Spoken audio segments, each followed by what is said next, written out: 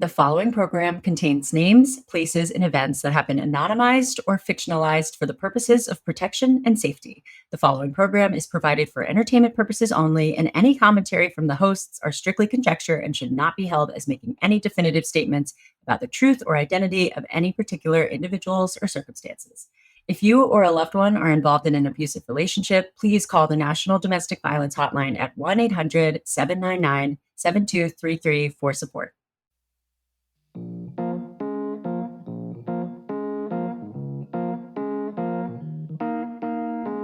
Okay, are you guys ready for this episode? Part two. Happy Monday. Part deux. Dos. Is that how you say it? Duel? In French? Yeah. Yeah. Is it duel? Deux? I don't know. French listeners. What is the movie where it says something and it's like part duel? And I'm like, is that part not duo? Well, anyways, hi. I'm like, Duolingo. Hi. Duolingo. Anyway, we are not a French podcast, as you can tell, very much. Not bilingual. I'm unolingual. Monolingual. Yeah. Anyways, so you guys remember if you didn't watch the first episode, hold on a minute, the roof guy must be here. We had the hurricane came through and tore the roof apart. Hold on. There's a hurricane in Florida. If anybody has been affected, we hope you're okay. But yes, part one, go back and listen if you have not already. What we're picking up on is a yoga instructor guru who uses that spiritual leadership to manipulate. To pretend and lie. To and manipulate. Dogfish. Downward Dogfish. And So if you didn't listen to the first one, you have to go listen to that one. Yeah, go back and listen. So we're going to pick up where Nikki is in a relationship with him, has met his children, and is very much involved in all aspects of his life, but he kind of used... We'll talk in the debrief. Stick around for the end when we go through all the details. Dogfish debrief. Oh, and trigger warnings. Yeah, just some content stuff that's going to come up. Definite spiritual abuse, financial abuse, and some child abuse.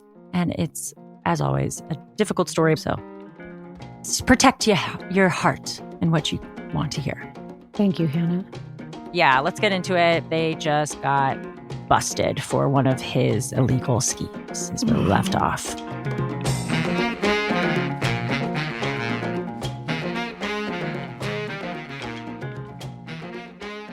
We have GPS in all the cars.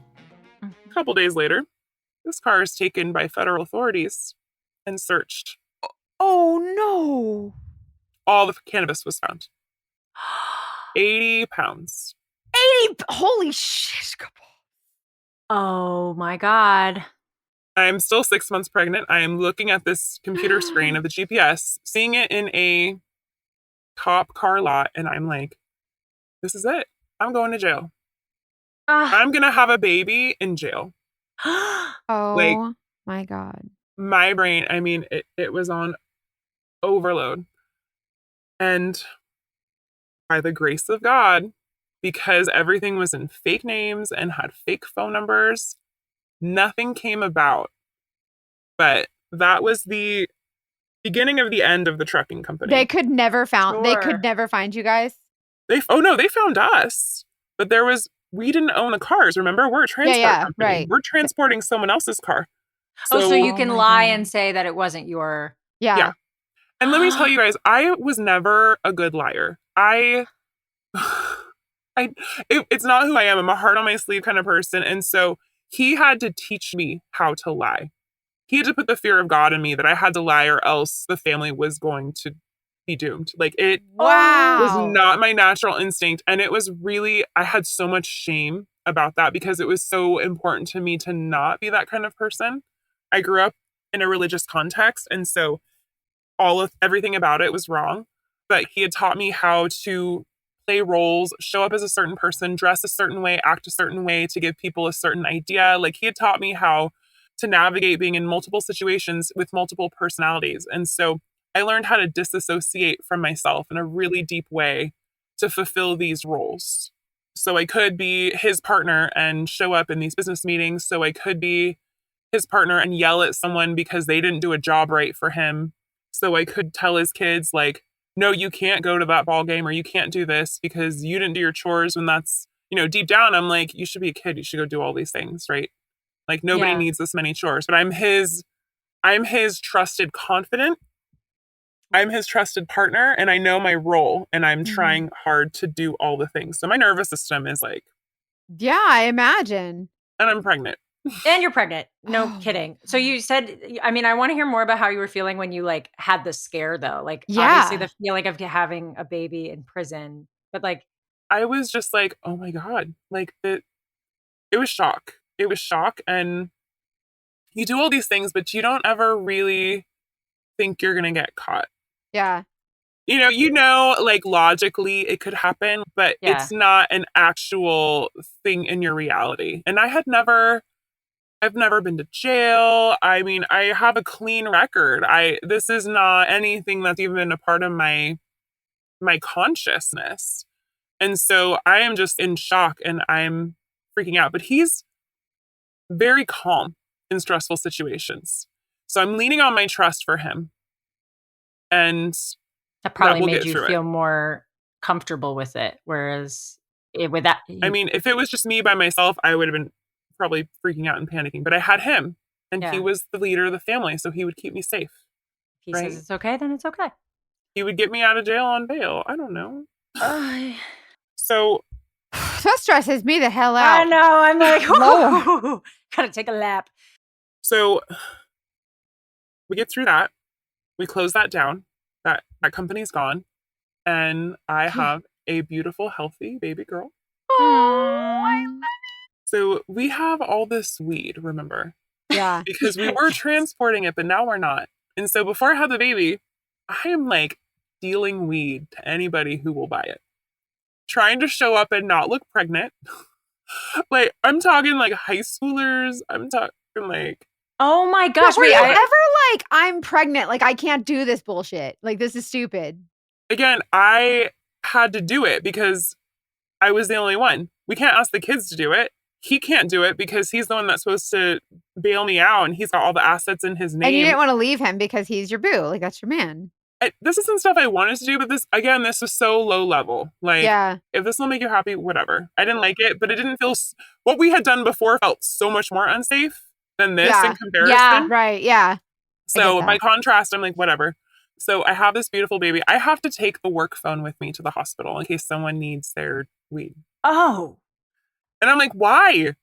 I'm having a baby right now. But it's like, that's what we have to do because that's the kind of family we are. That's insane. So I have my work phone with me.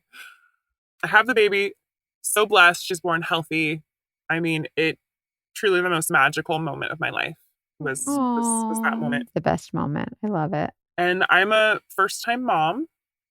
This one is, with the other girls, I felt like I was a leader and I wanted to be someone they looked up to as a woman. But this is like my actual child. So sure. It shifts something in you when you become a mom.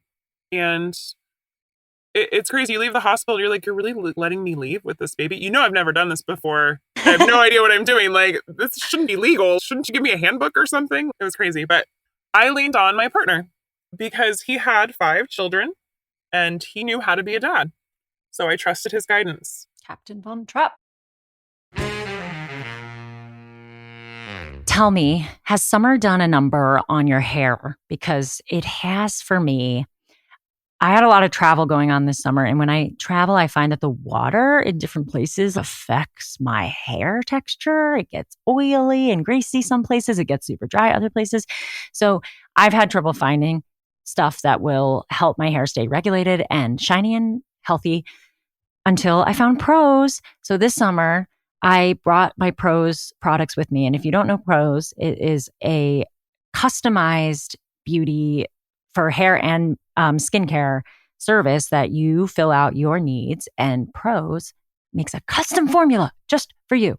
So I highly recommend it. I have shampoo, conditioner, a hair mask because I deal with definite dryness, and then I have a styling gel. So it makes the beauty personal with truly custom formulas that could not exist without you. My name is literally on the bottle.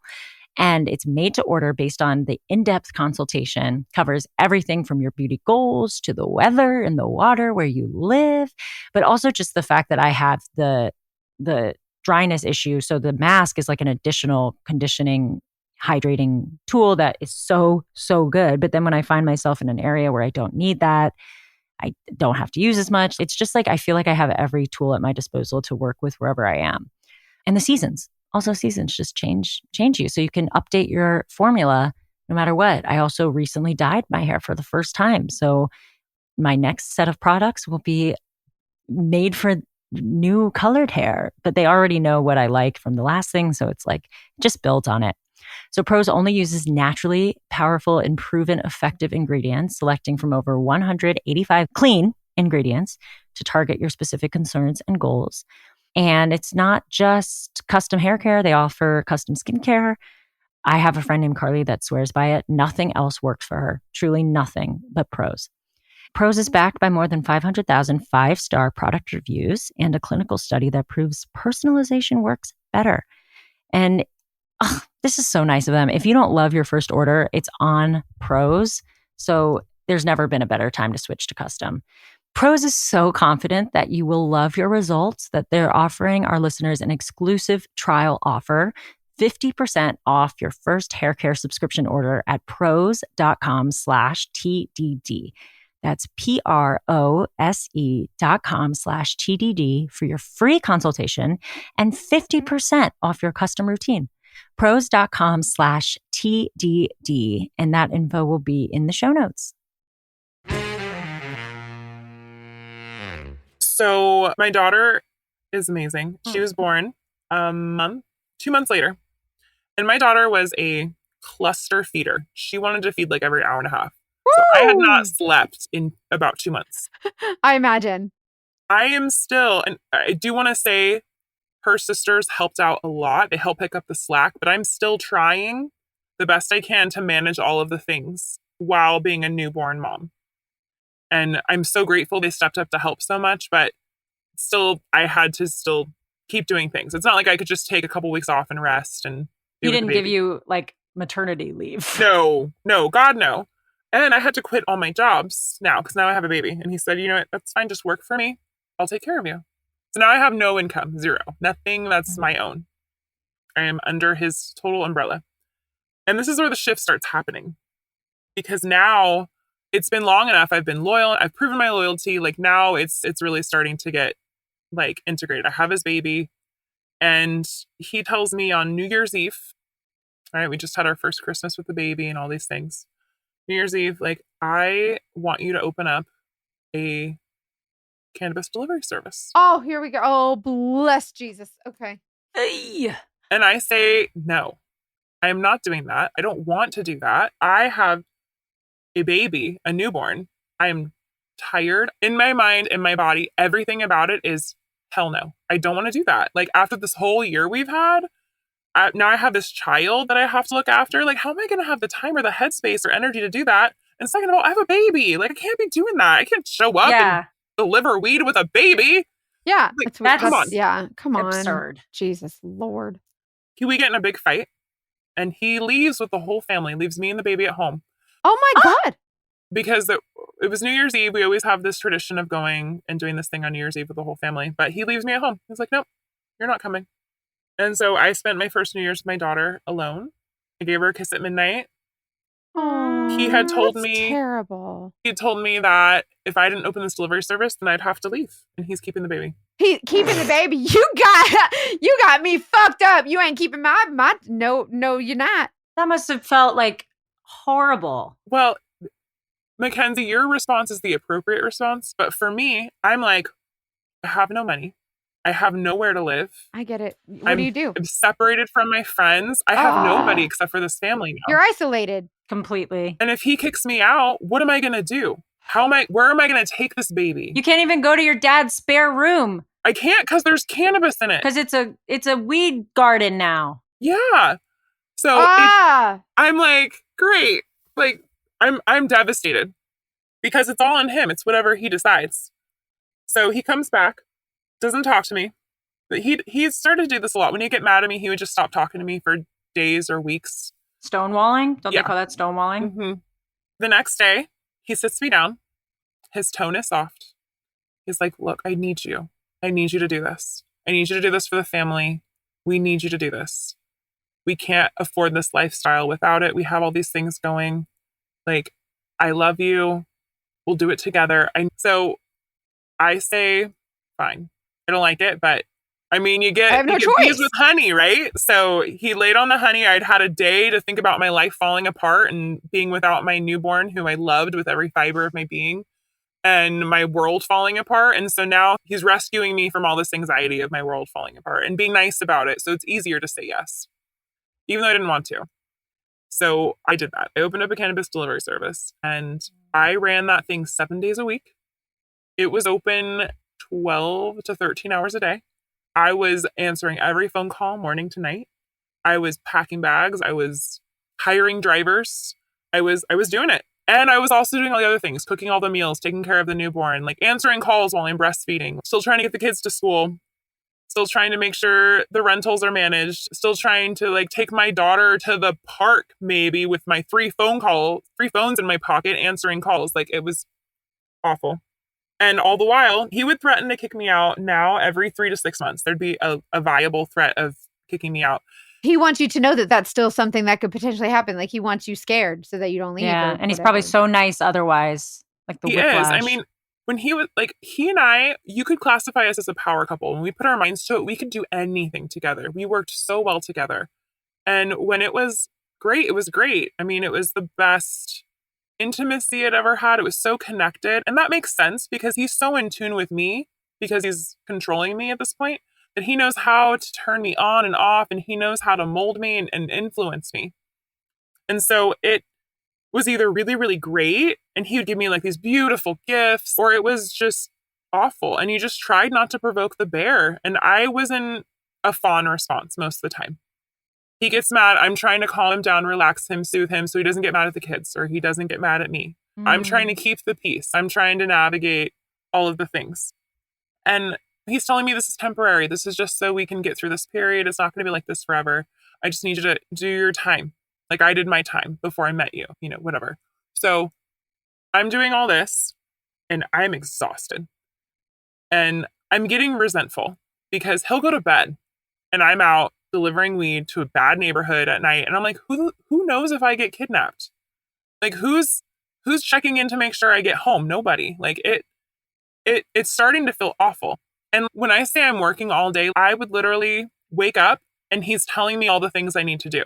He's in the shower yelling at me, oh, make sure you get this done too. Make sure I had to have like a notepad with me all the time. At the end of the day, it's what did you get done? Was he like that with his kids too? Like, was he just like always like this, or was it just you? He expected a lot out of his children. They had chores. They were supposed to help me. And I carried that guilt because it was a dichotomy because I needed their help so desperately. I couldn't do it by myself. And I also didn't want to make them help me either. I'm battling, if I make him mad, he's going to get mad at everybody and take it out on everybody. And to not make him mad, all this stuff has to get done. But to get this stuff done, I can't always do it by myself. And sometimes I'm tired. Most of the time I'm tired. Of course. You're doing everything 100 days a week. So I'm just running. I'm exhausted. I don't have time to think. I just go. I'm going. Like, talk about hyperproductive. Like, it's crazy the amount of stuff I would get done in a day. I was a machine. And so this is going on and on. It's wildly successful. He makes, in the first year, $600,000. Oh, that's good. That's like, should we do this? No, just kidding. He can come sell some makeup. We're not doing that.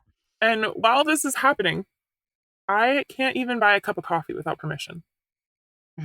I am so financially controlled. If I act out, he will refuse to pay my credit card because I'm still paying for the groceries, right? Because that was our agreement in the beginning. But now I have to tell him how much I spent on groceries for the month, and he writes me a check at the end of the month from his company. So it looks like I'm making an income, but I'm not. I'm just getting a check from him to cover whatever he made me buy. And if I act out, then he's like, well, I'm not going to give you a check. And I'm like, well, how do you expect me to pay my bill? And he's like, you can figure it out. I'm like, I can't figure it out. Like, you want me to go get a job while I'm trying to do 1,000 things? Yeah. Oh, God.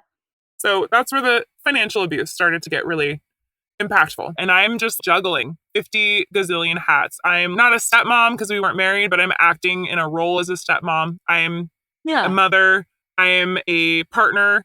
I am marketing. I'm HR. I am running the rentals. I am running the household. I am personal assistant. And then I'm also managing these cannabis farms. And then I'm also running this delivery service. And so, and you're not making a penny. I'm not making a penny.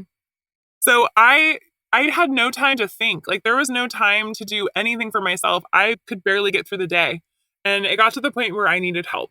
I needed someone to help me in the house do all this stuff because it was way more than I could manage. And we hired a friend of ours. So she comes into work for us, and eventually she and I get close because she's like my right hand now. And I'm so fucking grateful for her because she is making my life easier.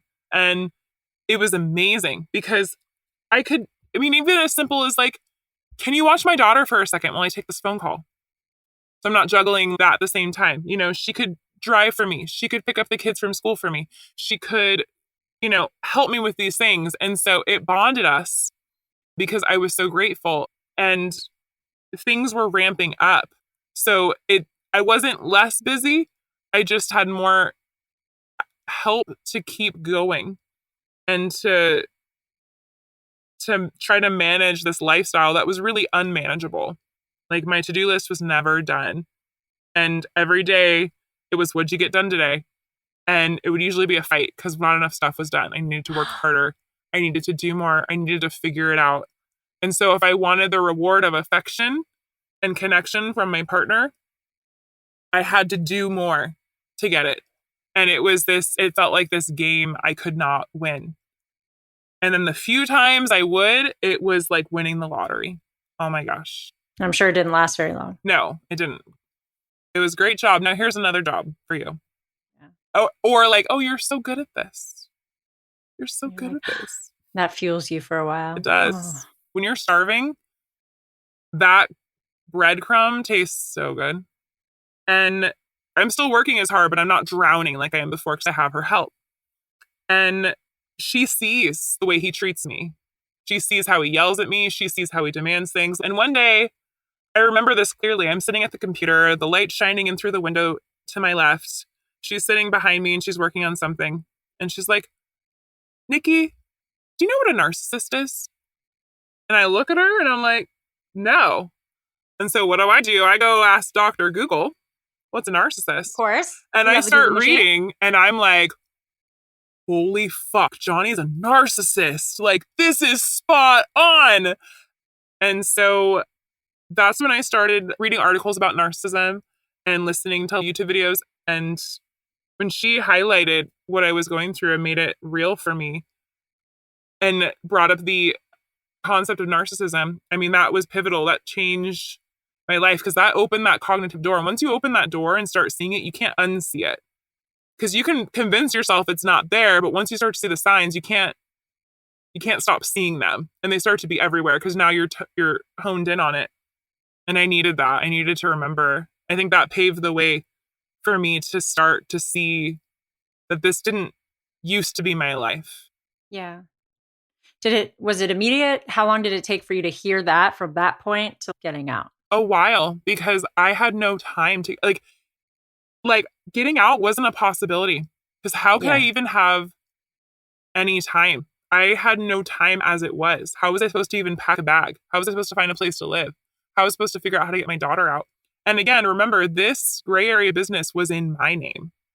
So if it went down, I was going down. I needed to have Johnny on my good side so that he would make sure to pay the attorney if it went down. So, and it'd pull that away the minute you do he would threaten me with it. And, when I signed up for this, I didn't want to do it. And it was under this big, beautiful, long, intimate conversation of, I will protect you. This is for the family. Like, we're together forever. This wasn't something I did and thought that would be held over my head and used to control me later. Yeah. But I was when I realized I'm in this and I'm in this deep and I can't get out. And I don't know what to do. This episode is sponsored by BetterHelp. Okay, you guys, have you ever seen my social media where I'm doing my makeup and I'm talking about how I would hide behind a mask of makeup because I didn't like who I was or what I looked like? I want to talk to you about BetterHelp because I hid behind a mask because of so many different reasons, but BetterHelp helped me to find out why. So even though October is the season for wearing masks and costumes for Halloween, but that doesn't mean you have to wear one all the time and hide more often than you should be, even at work and social settings, around your family, whatever it is, figuratively or literally. Therapy can help you learn to accept all parts of yourself so that you can take off the mask and be yourself, because masks should be for Halloween fun, not for our emotions and not to cover things that we don't like about ourselves. If you're thinking of starting therapy, give BetterHelp a try, especially if you are someone who wears a mask. Like I said, literally or figuratively, give BetterHelp a try. It's entirely online. It's designed to be convenient, flexible, suited to your schedule. You just fill out a questionnaire, get matched with a licensed therapist, and it's just something that you can really dive into and figure out why you're wearing a mask so that you feel more confident taking it off. And the tools and resources they provide are wonderful. So take off your mask with BetterHelp. Visit betterhelp.com/TDD today to get 10% off your first month. That's BetterHelp, HELP.com/TDD. We were operating this delivery service under a gray area. Was it legal? No, but it wasn't entirely illegal either. There was a defense. Now, the laws changed. And so now all of a sudden we're like, oh, we have to close this down because now it's actually really risky. So we close it down. Suddenly we're worried about closing it down because it's illegal? Or no? Yeah, because the laws changed. Like, again, we weren't. The reason I was able to be convinced of something like this and the reason why we did it is because there was a defense. It wasn't entirely illegal to operate a delivery service. Out of the home it was, but it wasn't illegal to operate a delivery service. There was like rules about collectives and stuff like that. But the laws changed. And so now we have to shut it down because now we are officially doing something completely illegal. Gotcha. And this is like publicized. Like this is on a, like, when you run a business like this, you're on some. Have you heard of weed maps? So it's like it's like the Yelp for weed. Oh, So you'd go on there and be like, I'm looking for vape cartridges, or I want joints, or yes, I want the quickest delivery I can get today. Like so we had to shut it down because it would be too easy to find us now, and the laws have changed. So when the delivery service ended, she stopped working for us because we obviously didn't have work for her. And so I never saw her much after that. And that was kind of like losing a lifeline. So we shift gears. We start trying to figure out how to run a legal retail storefront, looking for properties to lease. We study the laws. We start developing like a business course for people who want to get in the cannabis industry. We switch gears. We're still the power couple. We're still making things happen. We're shaking and grooving, but I am not working 13 hours a day anymore. And I asked him, I said, how do you feel about me teaching yoga again? Because at this point, I haven't taught for like 3 years. Yeah. Mm-hmm. And I'm like, we could get a free membership at this yoga studio. And he's like, oh, I want a free membership to this yoga studio. So yes, you can teach a class there. He can afford to buy a yoga studio, but it's fine. Yeah, no, I know. But that was, you knew you had to give him something. What's in it for him? Mm-hmm. You had to angle it that way. Yeah. So, the reason being is if I'm going to sacrifice the family by taking time away, it needs to be giving back to the family somehow. Yeah. So I couldn't go to like birthday parties or weddings or anything like that because I'm taking time away from the family and it's not fair. The family's working, but I'm not. Oh my God. I couldn't imagine that, Nikki. I went to like 2 funerals the whole time. That's it. Everything else I had to say no to. People stopped inviting me. They're like, I don't know what's happening with Nikki, but she's in her own world. So yeah, that's it. What did your family or friends? Did anybody say anything or point anything out that they felt like they were concerned about, or they just kind of were like, "Oh, she's like with this guy, it's fine." No, because if you remember from the beginning, I was slowly isolated. Yeah, and then I had a baby, and I think people expect when you have a baby, you kind of disappear. Yeah. Yeah. Like I had a birthday party for her when she turned 2, and people came to that. Like they saw me, but from a big distance. Mm-hmm. I think they just figured I was busy. Yeah. So, and I couldn't tell anybody about what was going on. So I had to be super secretive. And so I didn't want people really close to me. I didn't want them asking questions because I didn't want to lie. Yeah. So it was a lot easier just to keep everybody away. And more isolation. Mm-hmm. So then what? So did you do the thing with the...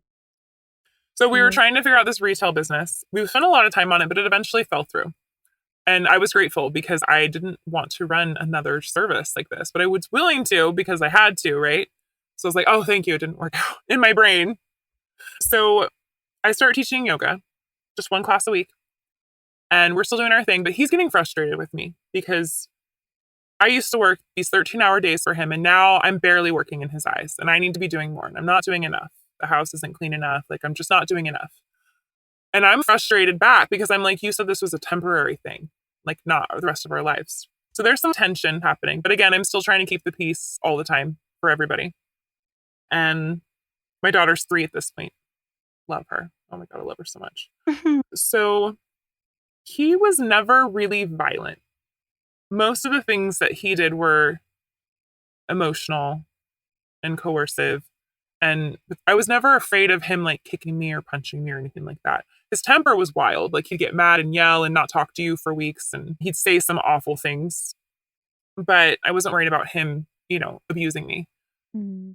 But he would do things though that were stupid. Like one time I was in the back of his car. He wouldn't let me sit in the front seat. And I was trying to crawl to the front seat. Yeah, he had this sense of humor.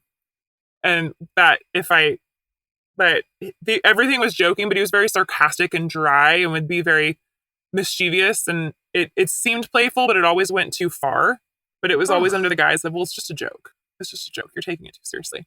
So I'm in the back seat because he doesn't want me to sit in the front seat. And I'm like, no, I'm going to sit in the front seat. So I start trying to crawl into the front seat. He slams on the brakes.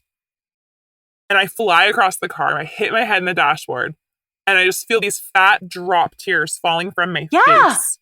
And I'm like, ow, right? And then I look down and I realize these aren't fat drop tears. These are fat drops of blood. Oh my God. And I'm covering my eye. Blood is dripping down my arm. We drive back to the house. He's angry at me. Of course he is, because how dare you? And I'm like, I know it's not I'm fawning. I'm like, I know it's not your fault. I just need to clean up my eye. The kids are there. I'm trying not to let my daughter see I've got blood down my arm. Oh. So it was stuff like that. Like he didn't punch me because he was mad, but he'd give me a dead arm because he thought it was funny. Oh, like that. No, that's not nice. No, I would cry. I think I didn't think it was funny. So this day I was leaving to teach yoga and I went to give him a kiss goodbye. And he was looking down on his phone. He was scrolling through Instagram or something. And there was this chick that had this really voluptuous woman that he was looking at. And I went to put my hands up towards his face to give him a kiss, but I looked down at what he was looking at on his phone because I'm interested. What is my man looking at? And he says I poked him in the eye. Oh. And I don't remember this, you guys. I didn't feel an eyeball. I didn't feel wetness, but that's what he says happened. And I'm like, I'm so sorry. That's not what I meant to do. I've got to go. I'm leaving to teach yoga. I'm just giving you a kiss goodbye. It was an accident, and I turn around and walk away and he comes up behind me and he shoves me super hard and says, oh, sorry, that was an accident. And I sob. Oh my I drive to teach yoga. My back hurts. I'm sobbing the whole way there. I walk in and this woman, bless her heart, I have told her since this day that she changed my life that day, but this woman comes in, sweet as pie. And she's like, Nikki, you have just the biggest heart. You have such a light inside of you. I just think you're so amazing. And something clicked inside me. And I'm like, what the fuck am I doing? What really? am I doing? Yes. I'm like, because when I'm with him, I feel like I'm never good enough for anything. I'm always failing at everything. I can't cook right. I can't take care of the kids right. I can't take care of the baby right. I can't do the businesses right. And I'm trying as hard as I can every day. And once in a while, he'd be like, oh, you did a great job today. And I'd get this puff in my ego. But most days it was, you suck. You need to try harder. And she comes to me and she just doesn't know anything about me. And she just loves me for showing up and being who I am without anything else. And I'm like, what am I doing? And that's the day I decided to leave. Wow, so really? I start Snapchatting a friend that lives in Texas about what's going on because she can't tell him. She doesn't know anybody. And I tell her what's going on. And this is something I recommend to people that are afraid to talk about their stories, find someone that you feel safe talking to that is not related to anybody in your life, because you're not going to see them the next day and feel guilty that you shared your secrets. They're not going to see your partner and feel guilty, and you're not going to feel guilty that they're judging them. There's someone that's so detached, they're just for you. And it was Snapchat. So if he went through my phone, he wouldn't find it because Snapchat deletes the messages. Right. And so when I shared with her, then I realized how awful my story was. Because when you say it out loud, you're like, dang, yep, saying girl. it out loud changes it, doesn't it? Yeah, but in your head, it's just so different. People aren't going to understand us. You know, we have a powerful connection. It's really passionate. You know, sometimes it gets a little crazy, but love's crazy. You know, you have all these things in your head. I'm special. This is unique. Anyways, so I start planning. At this time, we're not growing at my dad's house anymore, right? Because all that's shut down. So I start borrowing money from family to redo my dad's floor, pull out his carpets, like clean up so I can move in. And my ex finds out. We're still together, but he finds out that I'm planning on leaving. This guy finds out, yeah. He sits me down with the family and he cries. I'm so sorry. Nikki, you're right. I haven't treated you right. And the kids are looking at him like mouths hanging open, like, no way is dad saying this right now. And he's like, no. Baloney. He's like, no, you guys, she's right. I have not been treating her right. And I'm going to change. Because he's losing his freaking cash cow. And I had never seen him cry before, ever. And I'd known this man for 5 years. He did not cry. Shut up. He was crying. Tears were falling down his face. What? And you have to remember, like, I love this man. Yeah. And he has his own story, which isn't mine to share, but he's been through his own stuff in his life that's tragic and awful that no one should go through. And so I have deep compassion and empathy for him. I know he's this way for a reason. Yeah. Which is why I've been able to forgive so much of it. So I think, you know what? We have a kid. I love this family. I love these kids. If he's willing to change, I would regret if I walked away. I'm going to give it a shot. And he helps me redo my dad's house. He comes over and is painting the walls. He's like, I'm going to show you. I'm going to pay for everything that you have scheduled. I'm going to help you redo it. And if you still want to go at the end, then you can go. And you have my blessing. What? I don't buy it. I don't like it. I don't trust it. Also, you don't need his blessing, but go off. Right. I'm Legit, like, so go off. Sure. Okay. So sure. What's he going to do? Keep me captive? Let's go. Kind of is. He does change. He's kind. He's taken me on dates again. He's super nice to the kids. He doesn't expect me to work 13-hour days. I mean, he just does a 180. And it feels like the beginning again. Mm-mm. Remember those first crazy few months that were amazing? Yeah. And we've been through so much at this point, and I'm just like, you know, you talk to people that have been in long-term marriages, they always say, oh, we've had some rough times. And you never know what their story is, but I felt like, wow, we're the real deal. Like, we can get through the rough times and we can go through and transition and change and get through it. Like, this is amazing. I have something now that I call the 4-month rule. And usually within 4 months, someone who has any kind of personality disorder will show their true colors. So, okay. 3 months later, we've taken like an anniversary trip and we've gone out and it's amazing. So 3 months later, we are getting ready for my daughter's birthday party. She's turning 4. And she has a preteen sister. I love her sister dearly. To this day, I will never stop loving. I have pictures of her and my daughter in my room. I love her. She is a normal preteen and she's got some attitude. And I am like asking him for some support because I'm trying to run around, get ready for this party in the park and get the baby ready. And he goes upstairs to talk to her sister because she'll deal with it. And then he comes down the stairs and he's like, she hit me. And I'm like, what? And then 2 of his daughters are still living at the house at this point. They both come down and they're like, Dad hit her. And I'm like, what? And they tell me what happened. And their story was, and I didn't witness this, but what they told me was that he picked her up by her throat. He dropped her on the floor and punched her in the stomach. Oh. And I'm like, fuck this, I'm out. No way in hell am I going to parent with a man who does this ever. Like, that is, he could do whatever he wants to me, but you don't fuck with the kids. Yeah. Like that, I was like, I'm going to show them that this is not okay. They need to know that I will not stand for this. I need to show them how much I love them and how much I support them by refusing to accept this. Because I'm already like, I already had decided to leave once already. So I can fall back into that neural pathway again. I've gotten the confidence to do that. Mm-hmm. So he kicks out that daughter. I help her pack to live at her mom's. And a couple days later, he kicks out the other daughter. So just me, him, and our daughter now in the house. And we haven't slept in the same bed. We haven't spoken. He sits me down at the table. He's done this to me by now at least 30 times. You need to move out, he says. Oh my God. And every time he had said that before, I'm like begging him, crying, no, I don't want to leave. Like, I believe in us. We can get through this. Like, think about, I've always fawned. And this is the first time I said, okay, I'll leave. And then the next day he's like, well, maybe you shouldn't leave. And I'm like, no, it's okay. I'll go. And so we make a plan for me to leave. So we had decided that I was going to move out on a certain date. And he says to me, okay, before you go, I need you to clean the whole house, detail it, and I need you to teach me how to cook all the meals. And I'm like, okay. Motherfucker, Google it. Go away. Yeah, get HelloFresh with machine. our code. Like knowing his temper, I'm trying to make this as easy as possible. I get it. But also I'd throw a frying pan at his fucking head, but it's fine. So I am cleaning each room detailed.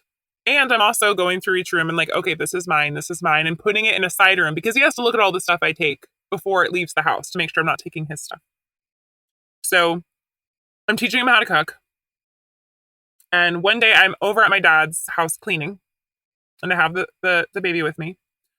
And I had made an appointment to go to this organization that supports women leaving a violent environment. And so I was at this nonprofit in their waiting room and I'm setting up at the same time. Because remember, I am hyper productive still. I can do 1,000 things at once. So while I'm sitting in this office with my girl, I'm also like coordinating things on my phone and arranging things and making phone calls. So I'm talking to this piano moving company because my piano that I learned to play as a little girl next to my grandma, who would sit with me and make me practice, the same piano she grew up with and watched her brothers practice and play was at his home.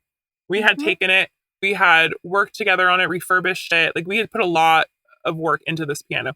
This is not an expensive piano. It's worth on the street maybe $100, but it was my family's piano. It was really important to me. And I'm calling piano movers to move it safely out of the house.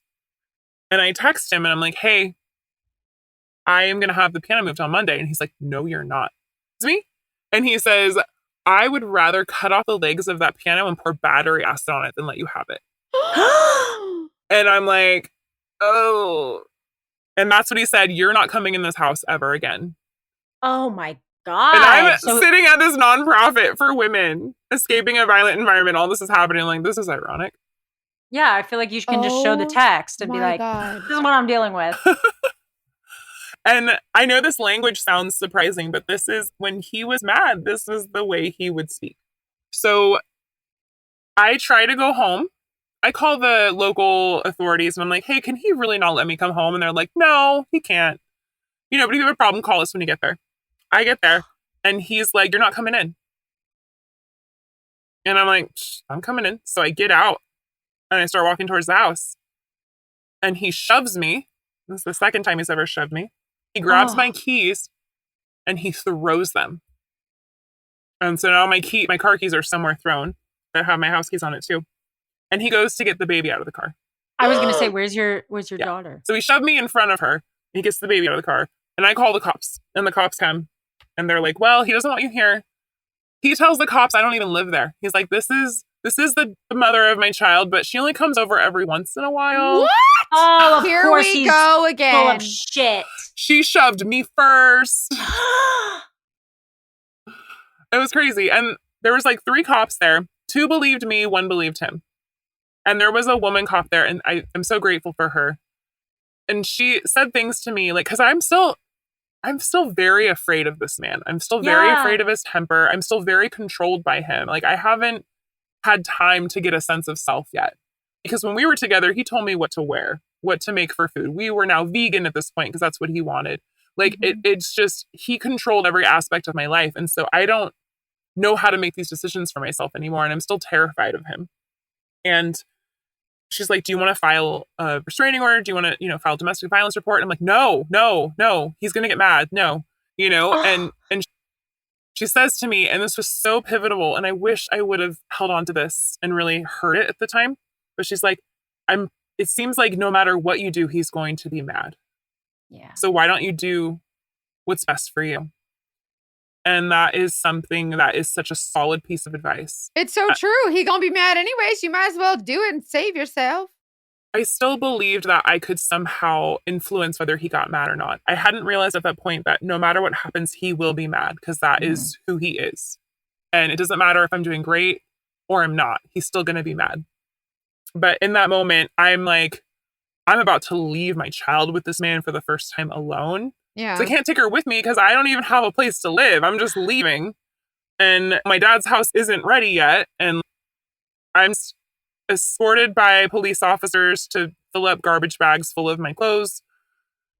And thank God I grabbed like my passport and all the things because he used to have them locked up in the safe. I was lucky I was able to get access to them because I didn't have the safe code. And so I was able to get some things out. And then they said, okay, tomorrow you can come pick up your daughter. I'm like, okay. So the next day, he packs up the rest of my stuff, the stuff he's allowing me to have back, because he still kept my daughter's, like the clothes she came home from the hospital. I had a box of all these mementos from when she was born. He kept that. He let me have that back. He kept my baby blanket that I had there. Anything just to torment you. Yes, he took the light bulb out of my salt lamp because it was his light bulb.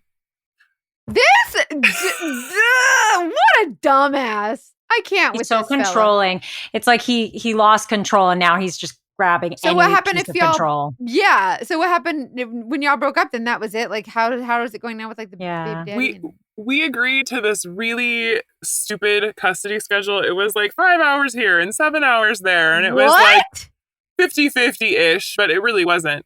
He tried to get me to agree that I would take her during the day and he'd have her every night. And I was like, no, we're not doing that. Which I'm glad I had the foresight to realize that was a bad idea. But I start applying at every single yoga studio for work. I'm like, I need to work.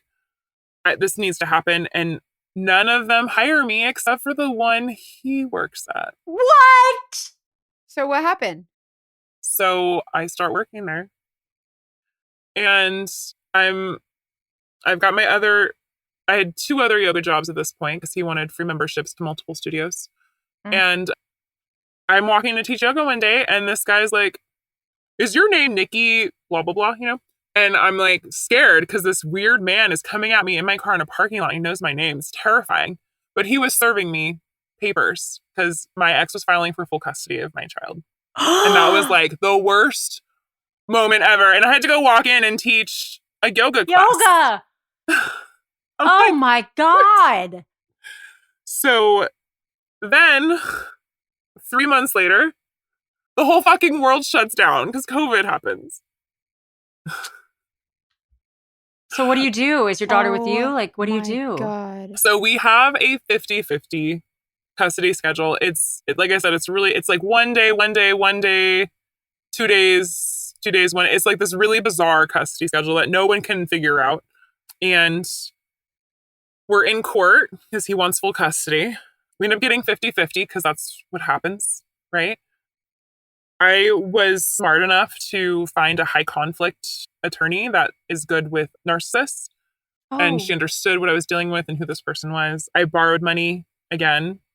I was lucky a relative had taken a reverse mortgage out. So I was basically Good. Yeah, she was helping me out a lot. Bless her. Yeah, I was really grateful for that because not everybody gets that opportunity. And having an attorney in a case like this is so important. Otherwise you get bulldozed. So I had to pay all that money back, but I was grateful for the loan. And I kept going and we have 50-50 custody. But like when I taught at the yoga studio, we taught it, like I'd come out and my car would be keyed or like there'd be a nail in my tire.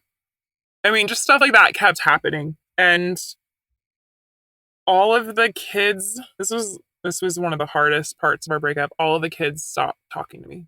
Been there. I'm sure he Been there. loved It her. is not fun because you divorce the guy, you don't divorce the kids, and so to be away from the kids after all those years with them, that must have been so hard for you. That's a different kind of relationship. It was, and it still is. And it was so hard because I wanted to show them how much I loved them by leaving. And by doing that, I lost them. And I understand it because I'm older now and I understand psychology better. And I understand that they need, first of all, their biological parent you're just bonded to always. Yeah. Doesn't matter. You're going to have this deep bond to them. I feel we all have a trauma bond with him and we've all been enmeshed with him at a point. So there's that happening psychologically. And I also know that when I was with him, I was his right hand. So any pain they felt from him is associated with me. Mm-hmm. So I don't think, while I felt this protection instinct and this big sister energy, like, I don't think for them it was reciprocal. I think I was an extension of dynamics and circumstances which they didn't like and didn't want and didn't have a choice in. And so it's hard because I do love them and I miss them. And I think they're all exceptional. And I've wanted to sit down and apologize to them. And I haven't had that opportunity. And I also understand why they wouldn't want to do that. It's a lot easier for them in their lives to blacklist me because they still have someone in their life that needs them to side with them over me. And so it is what it is. You're so mature. Thank you. When he and I broke up, I went back to college because I left college when I met him. Mm-hmm. And I just got an associate's degree. I'm working on my bachelor's. I'm Good for you. In a couple weeks. Yeah. So I've done a lot of research. And I think one of the things I'd like to say to anybody who's in a situation like this is knowledge is power. Do your research. The more you learn, the more you understand, the more you can get out of your emotional side of your brain and in your logical side of your brain. And listening to podcasts like this is so helpful because it's validating. There's so I'm many. gonna cry. I know. There's so many details that I blocked out because that's how trauma doesn't get stored in the brain properly. And I was in constant trauma every day. Yep. And I'll hear someone say something in one of these stories and I'm like, oh my God, that happened to me too. I forgot. Now I remember. I have a chance to. And it's not a big event. It's long and slow like yours. Mm-hmm. And so I don't know if any of them will hear this, but I hope if they do, they hear how much I love them and how much I still root for them and pray for them. And I'm so grateful I got to know them. And I'm sorry for any of the things that I did when I just didn't know any better and was in survival mode. And I know I can't make it up, but I wish nothing but the best for them. And I'm so grateful that my daughter has such amazing sisters. Oh, I'm so sorry that pain is still there. And I know that pain and it's awful. And I'm so sorry. And I'm so glad. And I hope they hear this. Yeah. I'm curious, like your relationship with your daughter, obviously he's still in her life. How are you now? And what's going on now? So my daughter is affected by the dynamic by her parents. We separated when she was young and we've been high conflict. And what high conflict means is we don't get along. And to make matters worse, we've had periods where we've tried to get along and then it's fallen apart. And that's almost harder for kids. Almost harder, yeah. So, because we've gone to co-parent counseling several times and, I want things to work, but they don't and they haven't yet. The stress of that has, for kids, they see things black and white and things are good or bad. There's no like gray area when they're young. And that's the way they understand the world. And they don't believe their parents to be bad. So no matter what, both parents are good. But she has been put in a position where she has to pick a bad parent and a good parent. Oh. And one parent is a lot easier to pick as the bad parent because they're not as temperamental as the other. So I have been chosen sometimes as the bad parent to her. Mm-hmm. And so she's in therapy and that's helped a lot. We are extremely close. I have no doubt in the bond I have with her. And it's so deep and it's so beautiful. And she has her outbursts with me because she's got a lot of anger towards me that I'm not in her dad's house. I'm not going to say it's fed to her because I'm not witnessing that. But there are things that she knows she shouldn't know. There are words she's saying that are adult words And there are stories she's hearing that are not healthy stories to tell children about their parent.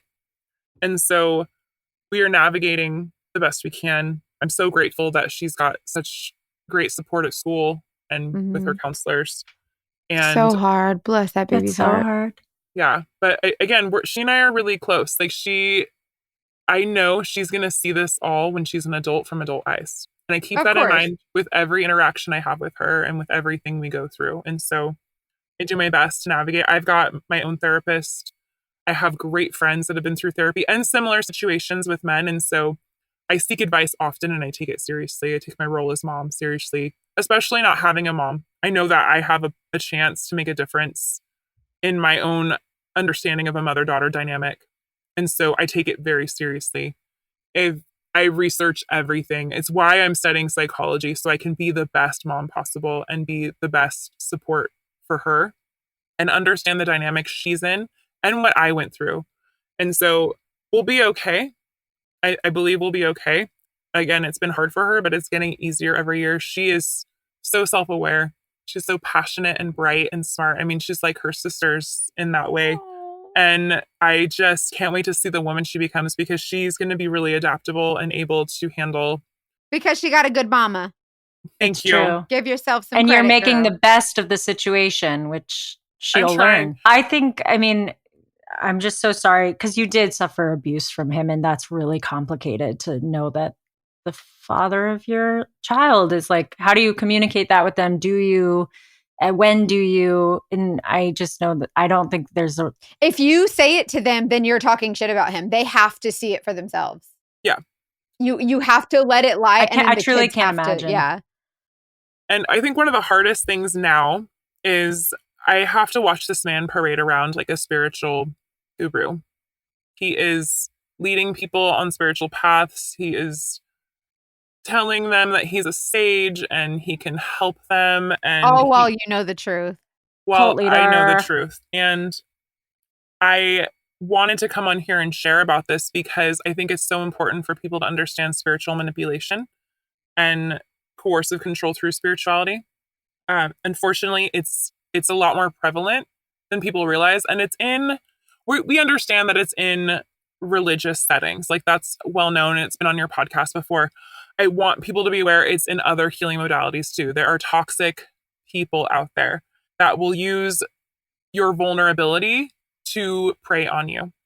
Yeah. And cults happen for a reason. It was funny when you guys said, oh, he's a cult leader, because there's a lot about him that could be understood like that. There's a lot of diehard followers of him. And I cannot go to them and say, hey, this guy's not real, right? Because that's... Well, they'll defend him to the end of the earth. They won't believe me. I'll look crazy.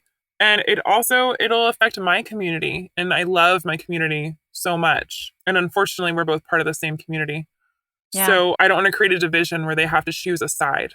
And in the yoga world, you just trust yoga people. Like they have spiritual practices and they meditate and they're connected and they're self-aware. And so in the yoga world, you meet someone who does yoga, you're like, oh, you're automatically cool. Because I know what kind of lifestyle you live. I know you take care of yourself. That's an interesting point because I know people talk about how the yoga industry or just the wellness industry in general is so wonderful and then also can really prey on people. Maybe we'll talk about that in the debrief. Yeah, I think spiritual abuse is something that should be brought up in the debrief. Spiritual abuse. Okay, writing it down. Because there was a level of spiritual component to where I had trusted him to be spiritual, I was spiritual, and we were leading a spiritual life. And this was like what we were called to do, but we felt safe, And so my spiritual beliefs were used in a way to help groom me and to create trust and bonding. There was a lot of mirroring in the beginning, but I thought we were just two random people that had a crazy connection because we were so similar. But I realize now he had mirrored what I believed and told it back to me. So it just felt magical. Wow. You grow up on Disney. You're like, of course, someone's going to come from nowhere and it's going to be the love of my life. Yep. And it's going to be magical and butterflies. She said you grow up on Disney. It's true. Yeah. Especially with an accent. There, done. Oh, yeah. Of course. And so by sending this message out there, I'm hoping people can recognize that if something feels really too good to be true, it is, unfortunately. And people that are in spiritual positions, spirituality is something that leads you to something inside of yourself. It's not something that leads you to a person to tell you what to do. Mm-hmm. That's the difference between Yes. someone leading you in a spiritual way versus leading you to them to follow them like a cult. And so I think if you are in any kind of situation that has a lot of spiritual elements, I would like that to be understood, that your spirituality is personal. It's your own personal relationship. It's a path that leads to you. It is not where someone tells you how to get there and who you are and what to do. And you shouldn't feel afraid, I feel like, in your spiritual environment. I've had experiences, this is not exactly the same, but like where I had a therapist where I was like, oh, I'm afraid to tell them this. I'm afraid to be honest about this. And I realized that that was a similar thing where I was like, oh, in a position where I'm vulnerable and I'm looking to somebody for support or guidance, I shouldn't feel scared of the truth with them. If you put someone on a pedestal, you're just constantly trying to impress them or prove something to them. And that we're not all perfect and we should be allowed to be human. And they set up an environment that's not that. Absolutely. And pedestal spiritual relationships are tricky. And I believe in the circle. We're all the teachers, we're all the students. We sit in circle together. We learn from each other. Mm-hmm. If someone can't learn anything from you, and if someone is judges other things, they're likely not spiritual. Like I see now like how what people wear is judged and what people do is judged, and their lifestyle and how their parents raised them. There are so many judgments, and I didn't see it then, but I see it now. And I think a true spiritual person is accepting and understanding and is more focused on moving to a more evolved place versus looking back and making comments or judging what you do. And if you feel like if you tell them something you're judged, then they're probably not really that good of a person. No kidding. I love it. Thank you so much for sharing your story, Nikki. I think you're so brave. And I think you'll see a lot of feedback from our audience. I can feel it from you. I can feel everything that you're feeling. And you're just so genuine in how you're sharing your story. And I think a lot of people are gonna really relate to you. And I think they're gonna be supportive of you. So you'll see. Absolutely. And we'll pass it on because I know it's anonymous, but people do love, and we encourage our listeners to share their positive support. So, and we love you so much. I just think you're so brave. Thank you so much for sharing your story. We can't thank you enough for putting yourself out there and just kind of. It's huge. Yeah, it's a big deal. It's terrifying. Yeah. I imagine it is. I hope there's some part of you that's like, okay, it's out. Like, whew. But you never know how your story is going to impact someone else, is going to help someone else. I appreciate you saying that, Mackenzie. And these stories have impacted me listening. They've empowered me to share. I lived this secret life with him. And then I had to work with him, and I continue to live this secret life. And to share it in a way that feels safe, to where I keep his anonymity and mine, so that way it's not going to impact. We won't allow anything else also. Like we don't like how these people act, but at the same time, it is the right thing to do to keep them, like that's, like you've said a couple times, that's their story to tell, but we're grateful and for that's, your story. we respect that. Yeah, I wanted to share my story. To me, the story isn't about him, it's about me and what I overcame. Absolutely 100%. Hoping to encourage other people to let them know they can overcome it too, because there are days when I just didn't think I'd ever feel again.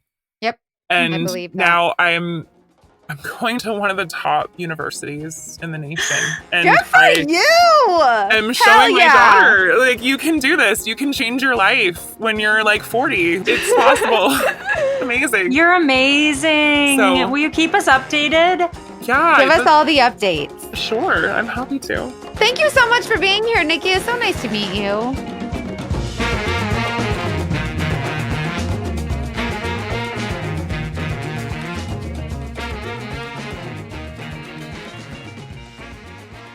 Okay. Crazy, right?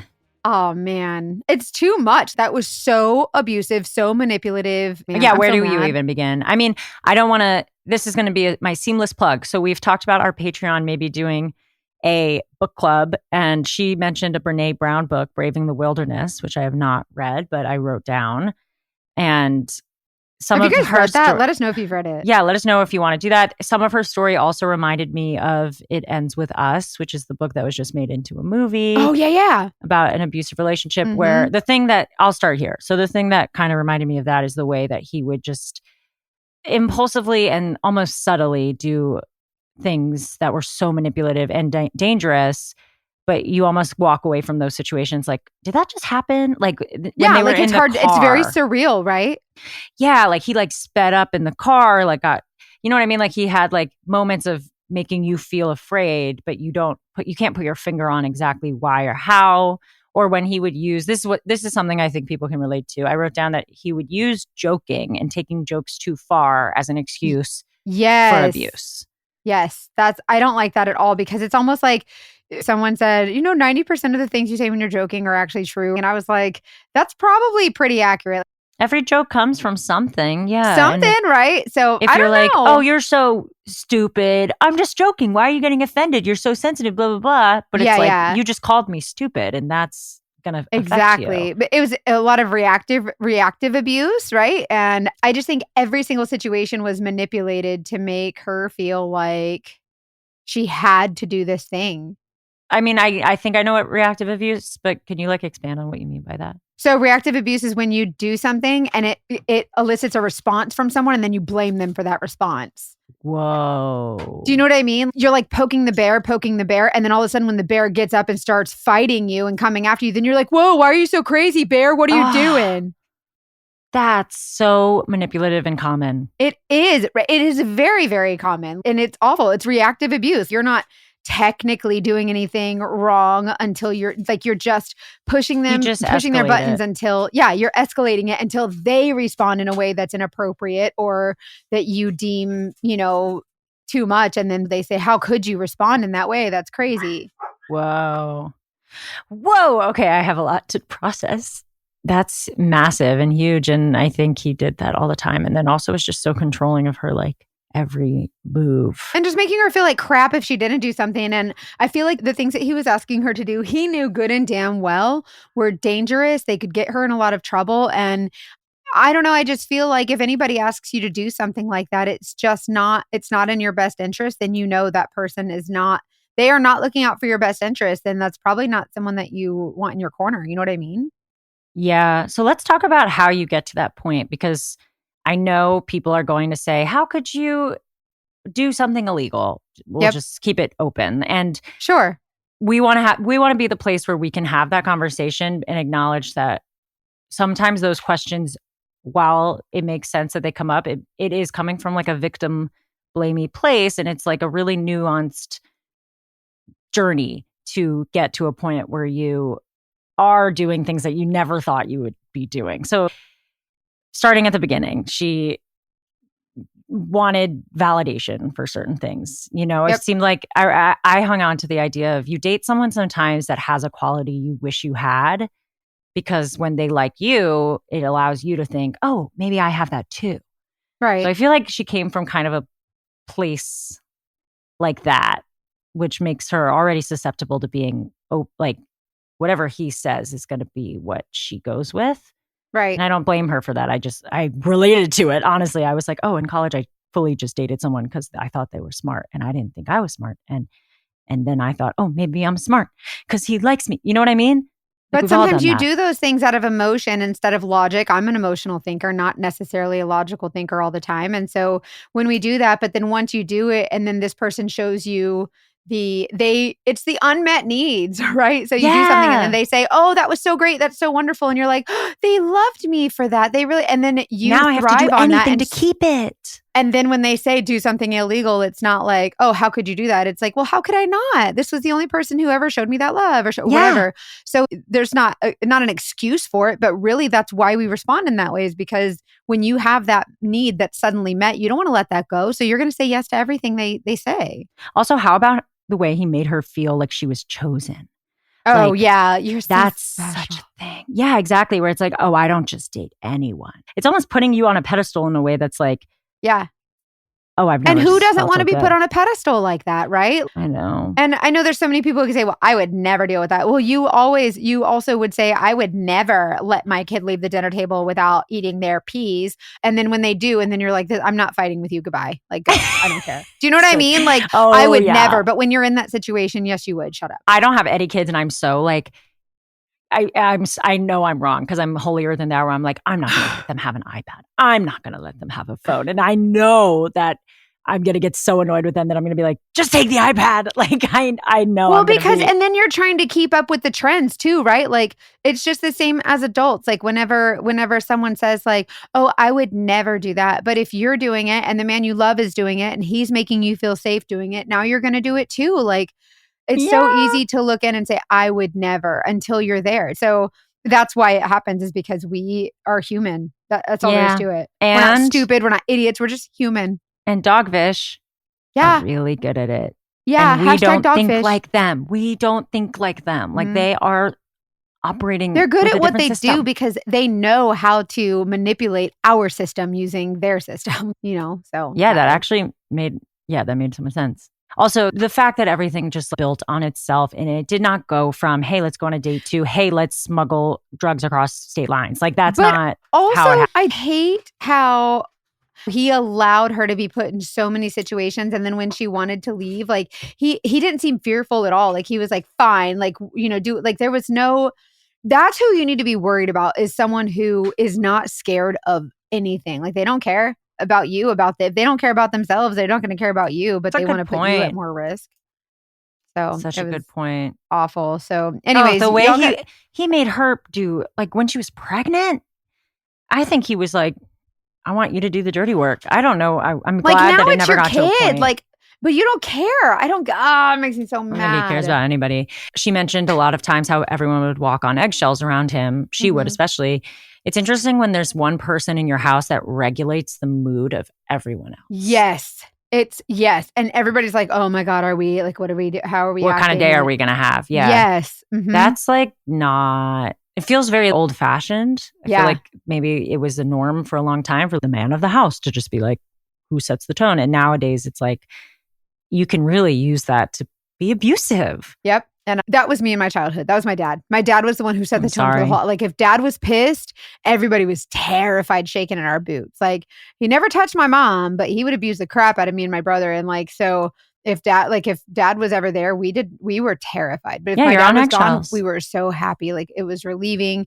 And that's a terrible situation to be in. Imagine that being your spouse or your partner, that you are just terrified, But you love them feeling. Too. Yeah. And you want to serve them, like as a wife, like you want to take care of him. You want to do all these things to please him. And especially when he shows you that, oh, I'm so proud of you, you're doing a great job, and he gives you that validation. But it's like, at what point do you say that, I'm too good for this? And you can't, because you can't see the forest through the trees. And also they make you feel like, okay, so they give you praise and that you've earned that. So then when they're being abusive or mean or whatever you want to call it, you feel like you've earned that too. Yeah, you feel like you deserve it. Fault. Absolutely. And that's the whole problem.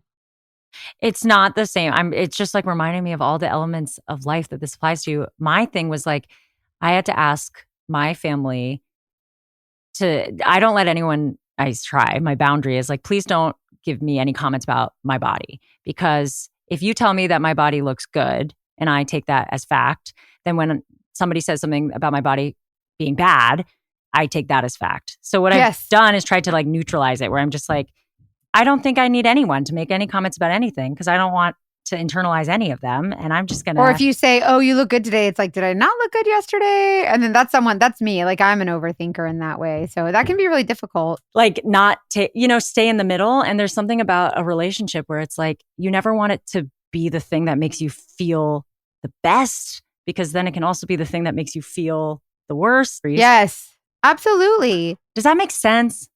Yeah, totally. So you got to find your little equilibrium, and it's so hard because you also don't control other people. Also, the fact that he gave her an orgasm and she never had one, that I felt like we need to mention too, because that's a lot of power, baby. Okay. So yeah, that's a good point too. So when we talk about the orgasm that he gave her and she's like, I'd never had one before. Imagine the high that must have put her on like, oh, this feels really good. Not only like emotionally, mentally, but physically. That's a powerhouse move, right? Yeah. And how many of us have been like, I don't know if I'm ever going to find better, so I might as well just stay with this person. 100%. That's why this is not an ad, people. Something like Dipsy, which if you haven't heard us, we do sometimes advertise an app called Dipsy, which is audio erotica, audiobooks, little like short. Take care of your damn clips. self. Exactly. It's so, I know it sounds like a little promiscuous, but it's not. Like the ability to be in touch with your own pleasure and understand your own body and recognize that you can feel fulfilled with anyone. And this is one no of the one. reasons for the importance. Yep. You don't have to rely on anyone.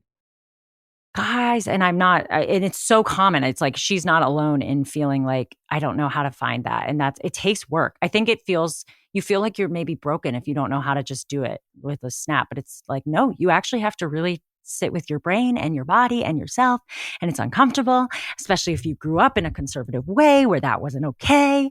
Y'all, let us be your girls that are like, buy the vibrator. Like if I could do anything with my life.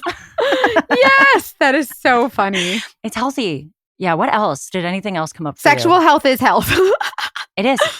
Period. I don't know. That's all. You guys, if you have a situation like this, like I want to hear about it. Have you ever been put in a situation where someone's asked you to do something illegal and you were like, well, I love him and I want to do it. And so you let him be your guide and you follow his guidance in that? Like we want to hear that too.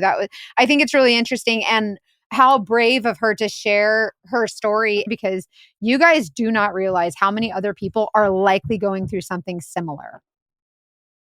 Yeah. And I also am curious if anybody has legal experience or advice on if you find yourself in a position like that where you're roped into a how do you protect? Yeah, that's a good question. Antics, because obviously you're trying to get away. But then also, how do you get away legally is... Yeah, if you're an attorney, we want to hear from you too. Just email us. Hannah knows the email. She's going to tell it to I y'all. got you, boo. Investigate at thedatingdetectivespodcast.com. We want all your stories and thoughts and comments. You can also just comment, like leave a review, 5 stars, please, if you feel urged to do so. And share your thoughts on the episode. You can comment on Instagram at Dating Detectives Podcast, Facebook, TikTok. Speaking of social media, when you guys share our stuff, like we see that you guys are sharing our stuff and we appreciate it so much because it really helps our podcast grow. So thank you so much for sharing. So many of you have been like, I tell my girlfriends at work. And so just thank you. We really appreciate it. It means a lot to us. And we love this community that has been created with you guys. So thank you so much for sharing. It's really special and it keeps growing and that's really cool. And if you have any messages for Nikki, we make sure that any support gets back to them, all of our guests. So you can always share that on Patreon or message, whatever. Yeah, join the Patreon. It's $5 a month. So all of that's in the show notes. So make sure to join the also, Patreon. Book club. Book club? Yeah, book club? Oprah's book club. Should we do Hannah's it? book club. I think it'll be great. Anyways, we love you guys. And until next week, trust your friend to mission. Love you. Bye.